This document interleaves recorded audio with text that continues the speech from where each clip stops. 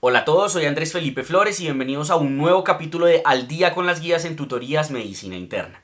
El día de hoy vamos a estar hablando acerca de todo lo que deben saber de la guía del 2023 de fibrilación auricular en menos de 30 minutos. Recuerden que si quieren apoyar este tipo de contenido pueden suscribirse, dejar un like y darle a la campanita. Los invito a seguirme en mi Instagram personal @andresf.med, por donde estoy compartiendo con ustedes muchísimo contenido académico. Y aprovecho la ocasión para invitarlos a adquirir mi diplomado de medicina interna que está disponible en la plataforma de medlearners.com. El link lo encuentran en la descripción de este video, así como el resto de la oferta académica que tenemos disponible para ustedes. No siendo más, vamos adelante con el video. Empecemos entonces.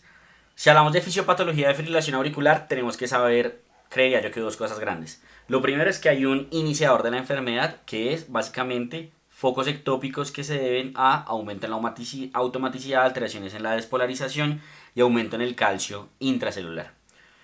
Esos focos ectópicos lo que hacen es hacer extrasístoles auriculares, pero esas extrasístoles auriculares van a perpetuar una arritmia en el momento en el que se juntan con lo que sería acá el aumento de las microrreentradas.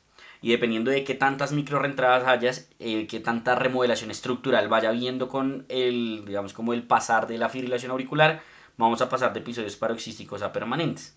Y se va generando un círculo vicioso entre focos ectópicos, microrreentrada, remodelación, foco ectópico, microrreentrada, remodelación.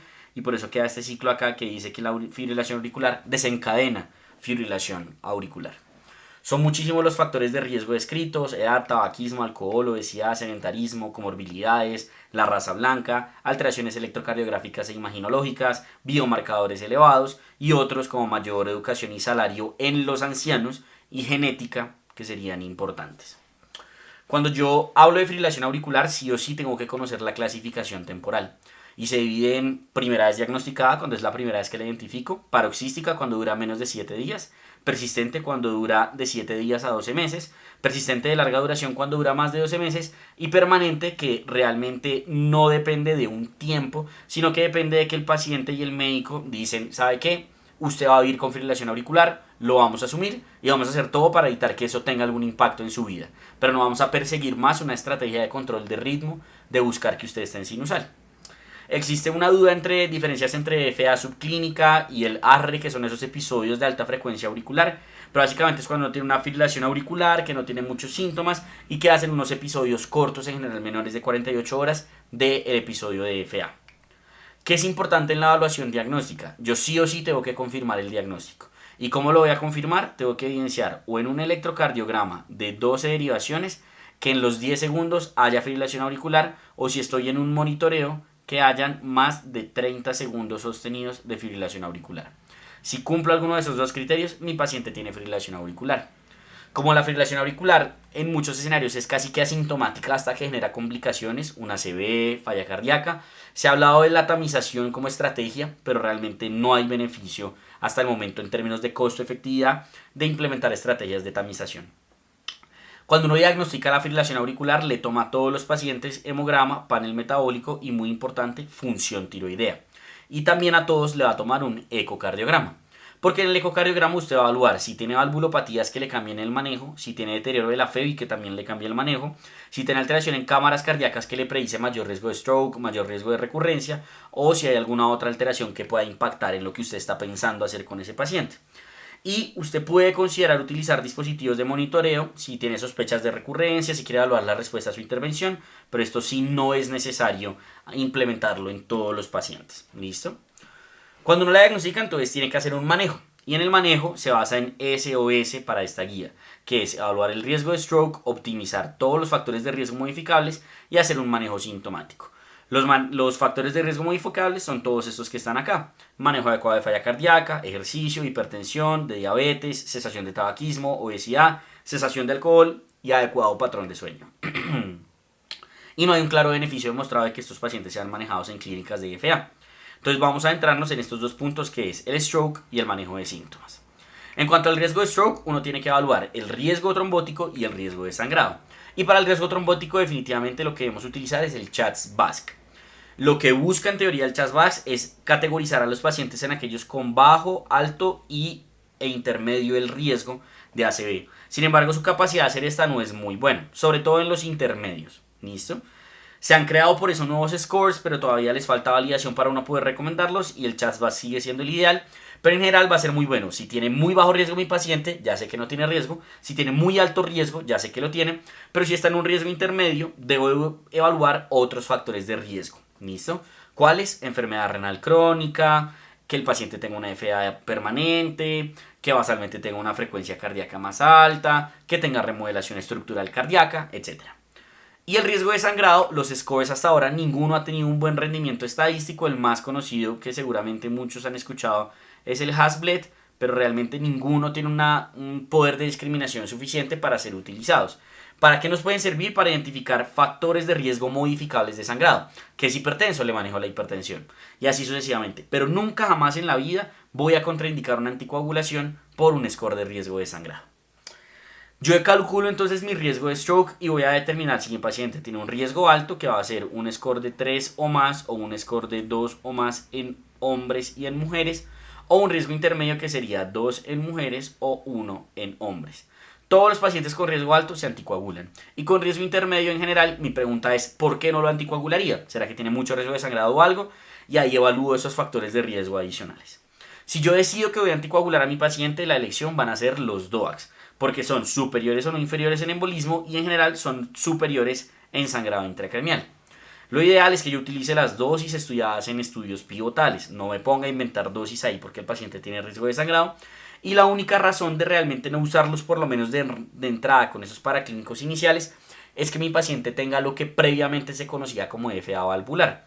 Es decir, que tenga una estenosis mitral moderada a severa o que tenga válvula mecánica. Si tiene alguna de esas dos, el paciente, sin importar el CHA2DS, tiene indicación de anticoagulación. Y en ese escenario voy a preferir warfarina. ¿Listo? No hay beneficios de utilizar azaclopidogrel o cualquier otro antiagregante plaquetario. La anticoagulación en los AR o en esa FA subclínica es como un problema y en general aquí lo que más importa es el tiempo de duración. Si los pacientes tienen más de 24 horas de episodios, anticoagúlelos si tiene un CHA2DS que tiene indicación. Si tiene menos de 5 horas, en general, pues no lo anticoagule. Si tiene más de 5 horas, ahí es donde está la duda. Si tiene el CHA2DS alto, considérelo, evalúe otros factores de riesgo, etc. ¿Listo? Y en aquellos pacientes que tienen una contraindicación absoluta para la anticoagulación, lo ideal es hacerles cierre de auriculilla. ¿Qué es el cierre de auriculilla? Recuerden que en la aurícula izquierda tenemos como un bolsillito que ahí es donde más se forman trombos, entonces uno les ocluye eso. Para que si se forma el trombo ahí, pues no se vaya a salir. ¿Cuál sería la otra indicación de cierre de auriculilla? Todo paciente con FA que vaya a ser llevado a cirugía cardíaca por alguna otra razón, yo debería hacerle cierre de auriculilla porque el estudio LAOS 3 nos mostró que si yo le continúo la anticoagulación y además le cierro la auriculilla, a esos pacientes les va mejor en términos trombóticos. ¿Listo? Y aquí estarían esas indicaciones de esas contraindicaciones, de anticoagulación. Sangrado severo, recurrencias del mismo, entre otras. Dentro de la anticoagulación es muy importante el manejo perioperatorio. ¿Qué hago con el paciente con FA que está anticoagulado y va a ir a un procedimiento? Básicamente lo primero es ver si el procedimiento es de muy bajo riesgo de sangrado, que para la guía los únicos dos son implante de dispositivos, pues digamos como cardíacos. Si el paciente tiene ese, le continúo la anticoagulación y le hago el procedimiento. Si no tiene ese, lo que determino es el riesgo de sangrado y el riesgo de sangrado del procedimiento y el riesgo trombótico de mi paciente. Y en general con eso le voy a parar la anticoagulación, warfarina 5 días antes, DOACs un día antes o 2 días antes si el riesgo de sangrado es muy alto, y le voy a reiniciar la anticoagulación 1 o 2 días después. ¿Listo? Lo otro que tengo que saber es cómo voy a manejar el sangrado si el paciente está anticoagulado. Lo que yo tengo que hacer aquí es dividir el sangrado en mayor y en menor. ¿Cuál va a ser el sangrado mayor? El paciente que tiene un sangrado que inestabiliza hemodinámicamente al paciente, que está en un sitio crítico como sangrado intracraneal, requerimiento de más de 2 transfusiones en 24 horas o anemización de más de 2 gramos en 24 horas. Si el sangrado es mayor, yo tengo que detener el anticoagulante y revertirlo. Warfarina la revierto con vitamina K y complejo protrombínico, dabigatran con idarucizumab si no lo tengo con complejo protrombínico, e inhibidores del factor 10A con andexanet si lo tengo y si no con complejo protrombínico. ¿Listo? Tenemos todo un video de sangrado en paciente anticoagulado si quieren pues revisarlo. Y si el sangrado es menor, lo que yo voy a hacer es simplemente detener la anticoagulación y hacer medidas de soporte, evaluar dónde está sangrando y hacer manejo del mismo. Otro escenario particular en anticoagulación es el paciente renal crónico. En general, hasta tasas de filtración de 30 voy a preferir DOAC. Entre 30 y 15, apixaban sería la opción a utilizar de los DOACs. Y por debajo de 15, la warfarina es la que voy a utilizar. Los DOACs no tienen evidencia e incluso, sobre todo en pacientes en diálisis, yo debería considerar no anticoagular a esos pacientes. Y recordar aquí que lo ideal es utilizar dosis con evidencia en estudios pivotales. Entonces recordar que el Daviga no se reduce por función renal por lo menos hasta 30. Que el Edoxaban de 50 a 30 se reduce 30 una vez al día. Que el Rivaroxaban de 50 a 30 se reduce 15 una vez al día. Y que el Apixaban se puede bajar a 2.5 dos veces al día si cumple 2 de 3 criterios. Edad mayor a 80 años, peso menor a 60 kilos o creatina mayor a 1.5. Y por debajo de 30 no tengo evidencia en estudios pivotales, pero el Apixaban es el que más tiene evidencia observacional y podría considerar utilizarlo. En Flutter, si es un Flutter típico, es decir que la macrorreentrada depende del istmo cabotricuspidio, si yo le hago una ablación y la ablación es exitosa y ese paciente no tiene historia previa de FA, puedo considerar no dejarlo anticoagulado. De resto, si tiene historia previa de FA o no le estoy haciendo un manejo con ablación como tal para control de ritmo, lo anticoagulo tal cual como si fuera una fibrilación auricular, es decir, dependiendo del CHA2-VASc. Una vez yo hago esto, voy a hacer el manejo de síntomas. Y para el manejo de síntomas y el manejo de la arritmia en general, tengo dos estrategias. Control de frecuencia, que es básicamente que no esté muy rápida la arritmia, o control de ritmo, que en esa lo que yo busco es quitar la arritmia y volver al paciente a sinusal. El control de frecuencia y el control de ritmo en general han mostrado ser equiparables. No hay diferencias en términos de mortalidad ni nada por el estilo. Los únicos dos escenarios en donde sí quizás sea superior el control de ritmo es en los pacientes con FA recién diagnosticada y en los pacientes con FEBI reducida. ¿Listo? En la meta en general del control de frecuencia va a ser que sea de 110 o menos, que eso es lo que voy a conocer como una respuesta ventricular conservada, y va a variar cómo la voy a hacer dependiendo de si el escenario es agudo o el escenario es crónico. En general, si yo tengo un paciente con una fibrilación auricular de novo recién diagnosticada, siempre le voy a poner control de frecuencia y voy a determinar si voy a hacer o no control de ritmo. Y si lo escojo, hago control de ritmo y cuando está en sinusal ya le quito el control de frecuencia. Pero casi todos van a tener control de frecuencia. Ya a nivel crónico sí va a depender yo cuál elija. El control de ritmo entonces, que es tratar de volver a mi paciente a sinusal, se puede realizar de forma farmacológica, eléctrica o quirúrgica y se plantea principalmente como beneficio de control sintomático. O sea, eso sí quizás es un poco superior en control de ritmo, pero como les dije, en desenlaces importantes da lo mismo cual utilice. Cada vez hay más evidencia de un posible beneficio del control con ablación de ritmo en FDA recién diagnosticada con el IST-AFNet y en falla cardíaca sobre todo con FEBI reducida con el CASTLE-AF.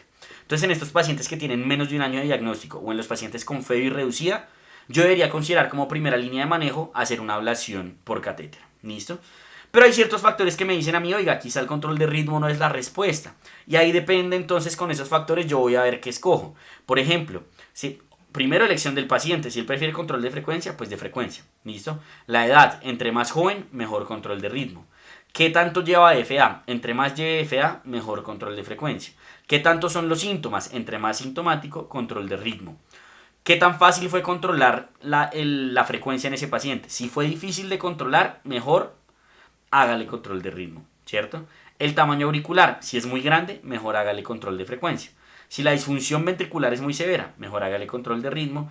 Y si tiene regurgitación auriculoventricular, entre más haya, pues digamos que mejor hágale control de ritmo. ¿Cómo voy a hacer entonces el manejo de frecuencia y de ritmo respectivamente? El manejo de frecuencia, en el manejo agudo, importante estamos aquí, un paciente muy dinámicamente estable y que tiene una frecuencia menor a 150.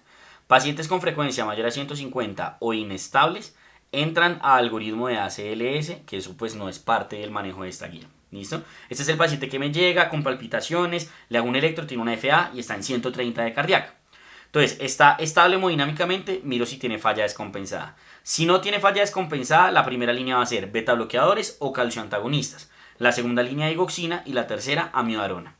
Si por el contrario sí tiene falla descompensada, amiodarona va a ser mi terapia de elección. ¿Listo? A largo plazo, lo que voy a hacer es, si tiene FEI menor al 40%, beta bloqueadores, mayor al 40%, puedo utilizar beta bloqueadores o calcioantagonistas. Y como segunda línea, digoxina. ¿Cuál es el pero de la digoxina? En Colombia y entiendo que en Latinoamérica no tenemos digoxina oral. Entonces la digoxina no es una opción para nosotros. Entonces nos quedamos con beta bloqueadores o con calcioantagonistas. Nunca, jamás los vamos a mezclar, por favor. Y si el paciente definitivamente no logra control de frecuencia con estos medicamentos, mi última opción sería una ablación del nodo auriculoventricular. Es decir, quito la comunicación eléctrica entre la aurícula y el ventrículo, así las aurículas pues siguen fibrilando, pero en el ventrículo implanto un marcapasos y dejo al paciente dependiente de ese marcapasos. Importante, ese marcapasos cuando el inicio no lo voy a poner tan lento, 80 o 90 por minuto. Y muy importante que idealmente yo implante el marcapasos primero, vea que funcione y ahí sí yo haga como tal la ablación. ¿Listo? Así sería como las consideraciones a tener. Y ese marcapasos puede ser convencional, unicameral o bicameral, pero cada vez más se habla de un posible beneficio de hacer estrategia de estimulación en sistema de conducción. Es decir, estimular directamente en el sistema cardionector para que la conducción sea más fisiológica. En cuanto al control de ritmo, pues digamos que el control de ritmo inicial o el manejo agudo va a ser la cardioversión. Y la cardioversión puede ser eléctrica o farmacológica. Importante, si mi paciente está inestable o tiene frecuencia cardíaca mayor a 150, como dijimos, ese paciente entra a algoritmo de ACLS. Y en ACLS el manejo siempre va a ser cardioversión. Eléctrica si está inestable, farmacológica si está estable. Aquí vamos a hablar del paciente que no tiene esa indicación urgente de cardiovertirlo ya. ¿Listo? Entonces, si yo tengo un paciente en el que digo voy a utilizar una estrategia de control de ritmo, como dijimos, en general le pongo un poquito de control de frecuencia y lo que voy a evaluar es cuánto tiempo lleva de fibrilación auricular. Si lleva menos de 48 horas, y ojo, esto tiene que estar confirmado. Si es el paciente debutando con FA que me acabo de llegar a urgencias, ese paciente tiene FA de más de 48 horas. No puedo asumir que es de menos de 48 horas. Entonces ahí evalúo el riesgo trombótico. Si tiene un alto riesgo trombótico por CHA2-VASc, le hago un eco transesofágico. Si le descarto el trombo, lo cardiovierto. Si tiene un trombo, lo anticoagulo por 3 a 6 semanas, le hago un control y si ya disolvió el trombo, lo cardiovierto. Ahora, si el paciente lleva menos de 12 horas independiente del riesgo trombótico, o si lleva entre 12 y 48 horas y tiene un bajo riesgo trombótico, lo cardiovierto de una vez. ¿Listo? Si lleva más de 48 horas, tengo que asegurarme que no haya trombo. Y para esto necesito un eco transesofágico sin evidencia de trombo e idealmente anticoagulación por más de 3 semanas. Si yo le hago el eco transesofágico y no tiene trombo y no llega a las 3 semanas, podría considerar cardiovertirlo. Si tiene el trombo, lo que hago es anticoagularlo por 3 a 6 semanas y eco de control. Ahora, ¿qué pasa en Colombia donde no tengo eco transesofágico en todo el mundo? Lo que podría hacer es iniciarle control de frecuencia, anticoagularlo por el mínimo de 3 semanas, hacerle un eco transtorácico, ver que no tenga trombo y cardiovertirlo. ¿Listo? Y a todos, absolutamente todos los pacientes que cardiovierto, los anticoagulo por 4 semanas. Independiente del riesgo trombótico. O sea, estos también los anticoagulo por 4 semanas. Ya después de 4 semanas solo la voy a continuar si tiene indicación porque tenía un CHA2-VASc con indicación de anticoagulación. ¿Listo? La cardioversión farmacológica, por su parte, va a depender de la estructuralidad del corazón. Si es un corazón normal, amiodarona, ibutilide o procainamida. Si tiene una FEBI reducida, amiodarona. Y si es un corazón estructuralmente sano en un paciente joven, poco sintomático de FA paroxística, podría considerar utilizar la estrategia de pill in the pocket con flecainida y propafenona, recordando que estas deben tener beta bloqueador 30 minutos antes de iniciar como tal la estrategia, porque si no el paciente puede entrar en fibrilación ventricular. ¿Listo? Una vez yo cardiovierto a mi paciente, lo que necesito es que se mantenga en ritmo sinusal. Y para eso utilizo medicamentos. Y nuevamente va a depender de la estructuralidad. Si mi paciente tiene un corazón sano, puedo utilizar todo. Dofetilide, dronedarona, flecainida, propafenona van a ser la primera línea, segunda línea amiodarona y última línea sotalol. Por el contrario, si tienen falla cardíaca, en general la respuesta es amiodarona. ¿Podría considerar el dofetilide? Podría considerarlo. Siempre y cuando la FEBI sea mayor al 40%. ¿Listo? Y si tiene falla descompensada, jamás en la vida le vamos a poner dronedarona. Más o menos así funcionaría. Y lo mismo, si mi paciente le intenté control de ritmo y no lo logré, lo cardiovertí, medicamentos antiarrítmicos y nada que lo logro, una opción es considerar ablación por catéter. Pero ojo, la ablación por catéter también puede ser la primera línea de manejo en un paciente que diga yo quiero un control de ritmo, yo quiero estar en sinusal, opéreme de una vez. Puedo hacer la ablación por catéter. O en quienes, sobre todo lo que hablábamos, en esos pacientes con FEBI reducida o que tienen una FA recién diagnosticada por esos estudios, porque ahí no solo es que tenga mejor control de síntomas, sino que son estudios que han mostrado beneficio en desenlaces MACE, en desenlaces mayores, ¿listo? Entonces ahí yo la debería considerar como primera línea. Cuando quizá no, entre más alteración estructural tenga, pues quizá sea más difícil, ¿listo? Y ahí haría la ablación por catéter, que básicamente es el aislamiento de las venas pulmonares, ¿listo? Ahora, situaciones especiales de fibrilación auricular. Posoperatorio de cirugía cardíaca, yo debería predecir, ¿será que este paciente tiene alto riesgo de FA? Si tiene alto riesgo de FA, le doy amiodarona antes de la cirugía y considero la pericardiotomía posterior izquierda. Si ya me desarrolla la FA, le hago inicialmente control de frecuencia, miro cuándo lo puedo anticoagular si tiene indicación y determino si está inestable hemodinámicamente, lo cardiovierto, si está estable hemodinámicamente, miro si me voy por control de ritmo o frecuencia, cada quien elige eso, pero en control de frecuencia hago un control a los 60 días. Si sigue en FA, considere control de ritmo. ¿Listo? La otra posibilidad es un paciente que me haga FA porque está crítico o porque está en un postoperatorio diferente a una cirugía cardiovascular. Aquí lo importante a saber es que si un paciente hace AFA es porque tiene el corazón enfermo y su riesgo, perdón, su riesgo de recurrencia es mayor al 40%. Entonces lo voy a manejar como si fuera una FA recién diagnosticada. Entonces, ¿qué hago? Le manejo los precipitantes, determino si lo va a hacer control de ritmo o de frecuencia y lo anticoagulo si tiene indicación. Con esto terminaríamos entonces este resumen ejecutivo de las guías de fibrilación auricular. Espero que les haya gustado. Recuerde que tenemos un video completo si quieren profundizar en todos los temas que se abordan en la guía. Y si tienen preguntas, déjenla en los comentarios y trataré de responderlas lo más pronto posible. Y si quieren seguir aprendiendo con nosotros, lo pueden hacer con el video que está en sus pantallas.